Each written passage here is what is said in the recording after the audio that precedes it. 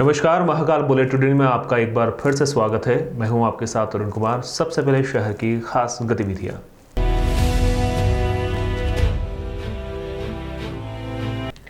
विक्रम विश्वविद्यालय का 25वां दीक्षांत समारोह बुधवार को होने जा रहा है और इसी समारोह की अध्यक्षता करने के लिए मध्य प्रदेश के राज्यपाल मंगूभाई पटेल उज्जैन करीबन शाम 6-6:30 बजे पहुंचे। यहां पर उज्जैन पहुंचने के बाद सबसे पहले आपने बाबा महाकाल के दरबार में नमन किया। विक्रम विश्वविद्यालय द्वारा आयोजित 25वां दीक्षांत समारोह बुधवार को सुबह 11 बजे होने जा रहा है और इसी समारोह की अध्यक्षता के लिए महामहिम राज्यपाल मंगूभाई पटेल उज्जैन पहुंचे। तकरीबन शाम 6 से 6:30 के बीच पहुंचे महामहिम राज्यपाल मंगूभाई पटेल सबसे पहले राजाधिराज बाबा महाकाल के दर पर पहुंचे। यहां मत्था टेकने के बाद में आपका लाव लश्कर आगे बढ़ा। आपको बता दें, इस कार्यक्रम की अध्यक्षता मध्य प्रदेश के राज्यपाल कुलाधिपति श्री मंगूभाई पटेल करेंगे। इस कार्यक्रम में मुख्य अतिथि उच्च शिक्षा मंत्री डॉक्टर मोहन यादव होंगे। कार्यक्रम में नई दिल्ली के बार काउंसिल ऑफ इंडिया के चेयरमैन श्री मनन कुमार मिश्रा दीक्षांत समारोह में अपना भाषण देंगे। इस अवसर पर सांसद श्री अनिल फिरोजिया, विधायक श्री पारस जैन, विक्रम विश्वविद्यालय के कुलपति प्रोफेसर अखिलेश कुमार पांडे, कुल सचिव डॉक्टर प्रशांत पौराणिक उपस्थित रहेंगे।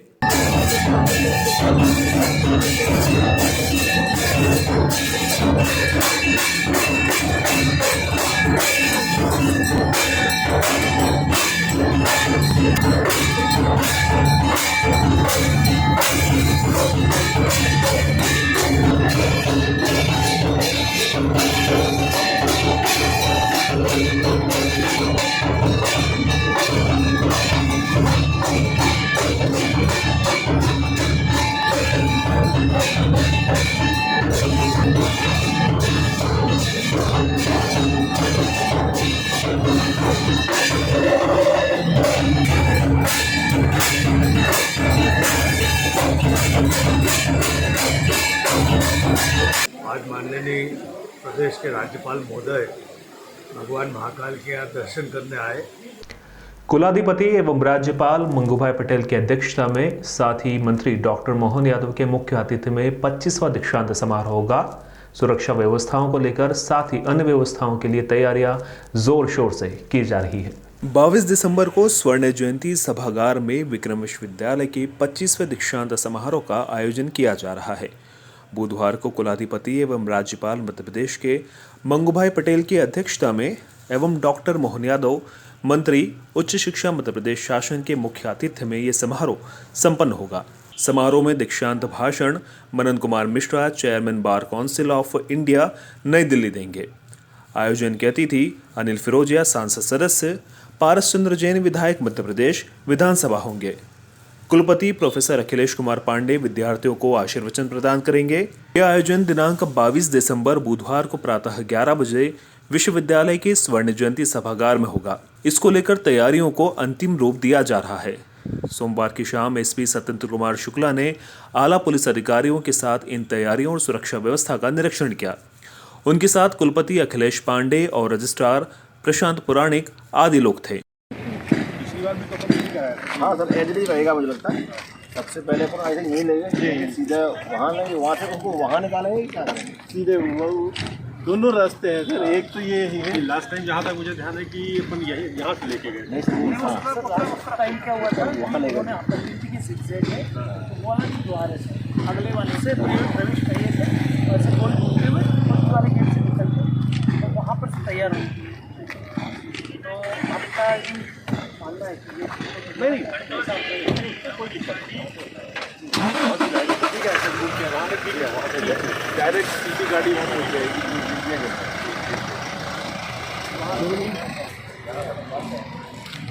वहाँ से इस तरफ यही आएंगे, यहाँ से लेंगे कि ये उधर से नहीं यहाँ से यहीं आएंगे सर, यहाँ वेशभूषा के उधर जाना है, यहीं आएंगे, नीचे तैयार हो। एसपी सत्येंद्र कुमार शुक्ला ने बताया कि सुरक्षा व्यवस्था की समीक्षा की जा रही है और तैयारियों को अंतिम रूप दिया जा रहा है। दीक्षांत समारोह के लेके जो विश्वविद्यालय में जो तैयारियां चल रही हैं और उसमें जो सुरक्षा संबंधी जो आयाम है उसको देखने के लिए आज एक विजिट वीसी साहब के साथ की गई। उसमें सभी तरह की जो व्यवस्थाएं हैं उनके प्रोटोकॉल से संबंधित और उनसे सुरक्षा से संबंधित सभी विषयों पर विस्तृत चर्चा हो गई है और पूरी तैयारियां हो रही हैं। विश्वविद्यालय के कुलपति अखिलेश पांडे ने बताया कि आयोजन के दौरान कोविड-19 के संबंधित निर्देशों का पालन अनिवार्य होगा। दीक्षांत समारोह में सम्मिलित होने वाले समस्त विद्यार्थियों और सुधीजनों से आग्रह किया जा रहा है कि शासन द्वारा कोविड-19 के संबंध में जारी निर्देशों के अनुरूप सोशल डिस्टेंसिंग का पालन करना होगा। इसमें 25वां दीक्षांत समारोह विक्रम विश्वविद्यालय का कल हो रहा है, जिसमें महामहिम राज्यपाल महोदय आ रहे हैं और इसमें मुख्य अतिथि माननीय शिक्षा मंत्री उच्च शिक्षा मंत्री डॉक्टर मोहन यादव जी और बार काउंसिल ऑफ इंडिया के चेयरमैन वो इसमें आ रहे हैं दीक्षांत भाषण देने के लिए। हमारे माननीय सांसद अनिल फ्रेजिया जी का भी आना है और माननीय विधायक पारस जैन जी भी इसमें रहेंगे। इसमें 131 विद्यार्थियों को गोल्ड मेडल और डिग्री दी जाएगी। ये कार्यक्रम 1 घंटे का यहाँ से 11 से लेकर के 12 बजे तक है। विक्रम विश्वविद्यालय के कुलपति प्रोफेसर प्रशांत पौराणिक ने बताया कि विक्रम विश्वविद्यालय उज्जैन द्वारा आयोजित 25वें दीक्षांत समारोह में सम्मिलित होने के लिए 131 पात्र विद्यार्थियों ने पंजीयन करवाया है। इस समारोह में वर्ष 2020 के पीएचडी उपाधि धारकों को डिग्री और 2020 की स्नातक परीक्षाओं की प्रावीण्य सूची में प्रथम स्थान प्राप्त अभ्यर्थियों को स्वर्ण पदक प्रदान किए जाएंगे। वर्ष 2020 की स्नातकोत्तर परीक्षाओं की प्रावीण्य सूची में प्रथम स्थान प्राप्त अभ्यर्थियों को उपाधियां और स्वर्ण पदक प्रदान किए जाएंगे। हमारे पूर्व जो अनुभवी प्राध्यापकों के माध्यम से हम कन्वोकेशन कराते रहे हैं, उसी प्रकार से उसी अनुरूप सभी तैयारी पूर्ण की गई है। माननीय कुलपति जी के निर्देश में, हमारे मंत्री जी के निर्देशानुसार कन्वोकेशन के लिए हमने लगभग सभी लोगों को आमंत्रित किया है। 131 पंजीयन अभी तक हुए हैं। 131 पंजीयन के अनुसार यद्यपि हाल में होना है तो ज़्यादा भीड़ नहीं रहेगी, उसके बावजूद एहतियात के तौर पर हमने 2 जगह विद्यार्थियों के साथ आने वाले पालकों के बैठने की व्यवस्था की है और पर्याप्त लगभग 400 की संख्या में अगर व्यक्ति आते हैं तो भी हमारे पास बैठने की पर्याप्त व्यवस्था है। वहाँ पर एलईडी की व्यवस्था की है। आरक्षण के फेर में पंचायत चुनाव उलझता ही जा रहा है। दूसरी बार के नामांकन के बाद भी अध्यक्ष, नेता और तमाम लोग अभी भी कंफ्यूज हैं। सुप्रीम कोर्ट के आदेश के बाद राज्य निर्वाचन आयोग ने पंचायत चुनाव में पिछड़ा वर्ग के लिए आरक्षित पदों की चुनाव प्रक्रिया रोक दी है। इससे चुनाव की चलती प्रक्रिया के बीच ग्राम, जनपद और जिला पंचायत का चुनाव 2 भागों में बढ़ गया है। इससे उम्मीदवार तो उलझन में है ही, चुनावी प्रक्रिया में भाग ले रहे अधिकारी और कर्मचारी भी असमंजस में हैं। पिछड़ा वर्ग के लिए आरक्षित पदों के लिए चुनाव लड़ने वाले उम्मीदवारों के नामांकन न लेकर उन्हें लौटाया जा रहा है। त्रिस्तरीय पंचायत निर्वाचन में हर ग्राम पंचायत, जनपद पंचायत और जिला पंचायत में अनारक्षित, अनुसूचित जाति, अनुसूचित जनजाति और महिला वर्ग के लिए आरक्षित पदों का चुनाव तो हो जाएगा, लेकिन पिछड़ा वर्ग की सीटों पर चुनाव रोका गया है। इससे ग्राम पंचायत, जनपद पंचायत और जिला पंचायत में अजीबोगरीब स्थिति बनने वाली है। फिर भी कलेक्टर आशीष सिंह ने बताया कि चुनाव आयोग के चुनाव कार्यक्रम के अनुसार ही प्रक्रिया की जा रही है। जिला पंचायत में चूँकि आज स्क्रूटनी का दिन था, तो जो स्क्रूटनी के बाद फाइनल जो स्वीकार हुए हैं उसमें 10 वार्डों में 52 नॉमिनेशन जो है वो स्वीकार हुए हैं।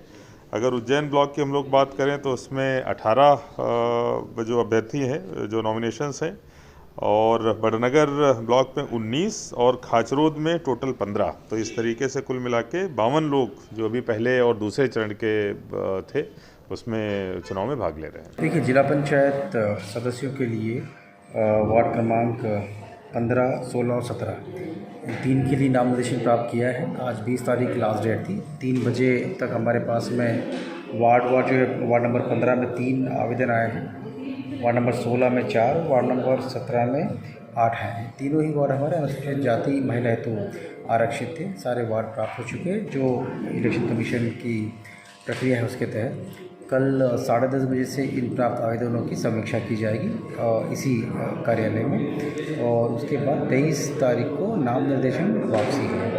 नाम निर्देशन के पश्चात अंतिम सूची तय होगी निर्वाचन लड़ने वाले अभ्यर्थियों की, और फिर उसके पश्चात में निर्वाचन की मतदान की कार्रवाई शुरू होगी। जानकारों का कहना है कि उज्जैन जिला पंचायत के कुल पदों में से अब ओबीसी के 3 पदों पर चुनाव नहीं होगा।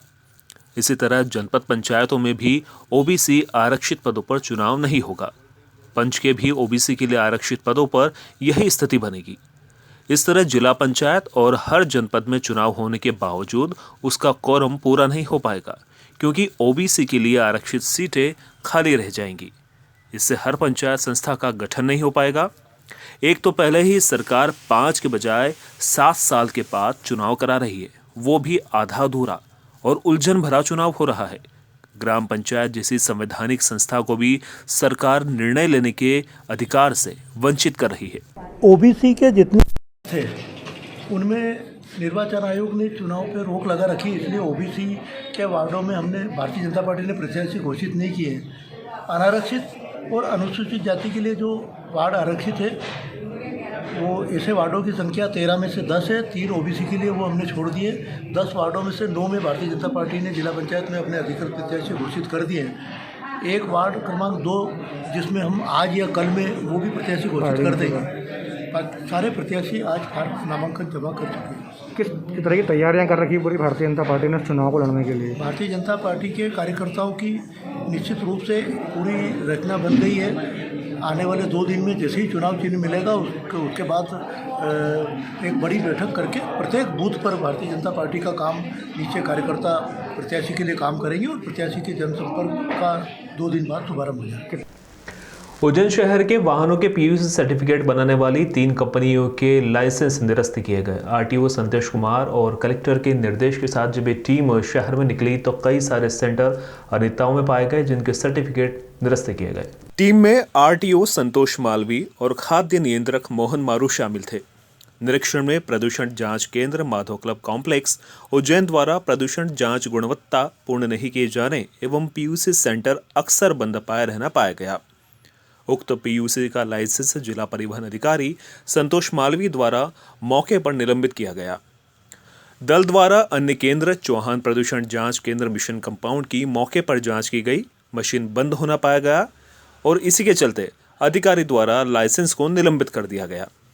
इसी प्रकार दल द्वारा साहनी टायर्स एंड प्रदूषण जांच केंद्र को 72 क्षपणक मार्ग मौके पर संचालित नहीं होने पर पीयूसी लाइसेंस निलंबित किया गया।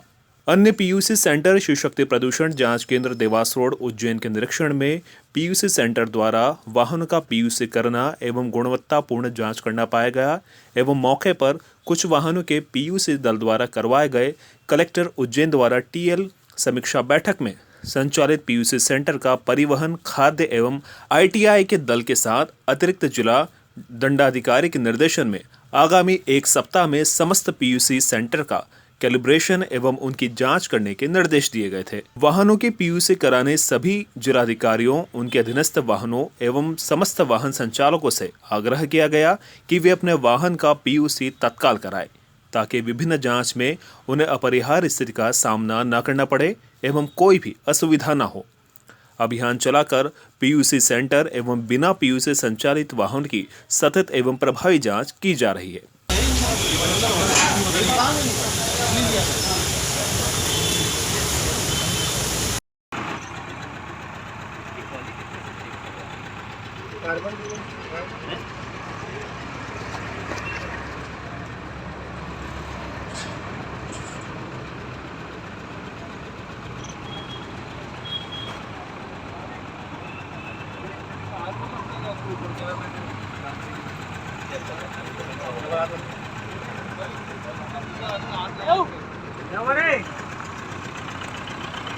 अरे इसमें जो समझता हो